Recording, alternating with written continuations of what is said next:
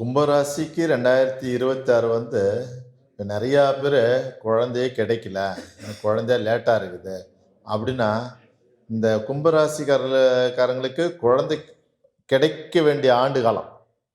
அவங்களுக்கு ஒரு கணவன் மனைவி தூர தூரமாக இருக்கக்கூடாது. ஒரு வேலை நிமித்தமா, ஒரு வெளிநாட்டிலேயோ, இல்லை வெளியூர்லையோ, வெளி மாநிலமோ, தொழில் ரீதியா விட்டு விட்டு போவாங்க. பிஸ்னஸ் பிஸ்னஸ் போவாங்க. ஃபேமிலி ஒன்று சேர்ந்து இருக்க மாட்டாங்க. அது ஒரு காரணம்.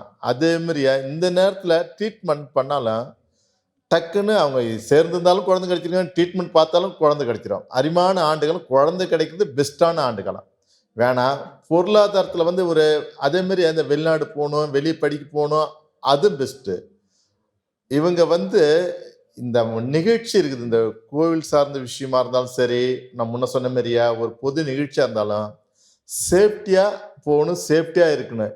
இது மட்டும் இருந்துட்டாங்கன்னா, இந்த கும்பராசிக்காரர்களுக்கு அருமையான ஆண்டு காலமே. ஓகே. மேம் நீங்க சொல்லுங்க. இவங்களுக்கான பரிகாரம் என்ன? ஆக்சுவலா இவங்களுக்கு பரிகாரம் அப்படின்னு எடுத்துக்கிட்டோம்னா, நம்ம இப்போ இவங்கெல்லாம் கோயிலுக்கு சொன்னாங்க இல்லையா? கோயில்களுக்கெல்லாம் எல்லாம் போயிட்டு வர முடியாது அப்படிங்கிற சூழ்நிலையில இருக்கிறவங்க, வீட்ல அனுமன் சாலிசா கேட்கலாம்.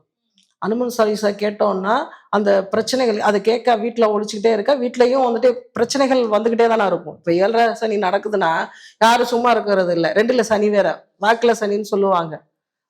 அப்படிங்கும்போது வந்துட்டு எதையாவது வார்த்தைகள் விட்டுக்கிட்டே இருக்கிறது, எதையாவது பேசிட்டே இருக்கிறது, வீட்டுக்குள்ளார நிம்மதி இல்லாம சண்டை சச்சரவுகள்லாம் வந்துகிட்டே இருக்கும். அதுக்கு இந்த அனுமன் சாலிசா வந்துட்டு வீட்ல வந்து ரொம்ப நேரம் ஓடிக்கிட்டே இருந்துச்சுன்னா, வீட்ல இருக்கிற பிரச்சனைகள்ல இருந்து வெளி வந்துக்கலாம். அந்த கணவன் மனைவி வந்து கொஞ்சம் ஒற்றுமைகள் கிடைக்கும். அது மாரி குழந்தைகள்னால இருக்கிற பிரச்சனைகள் கொஞ்சம் கொஞ்சமா மாறும்.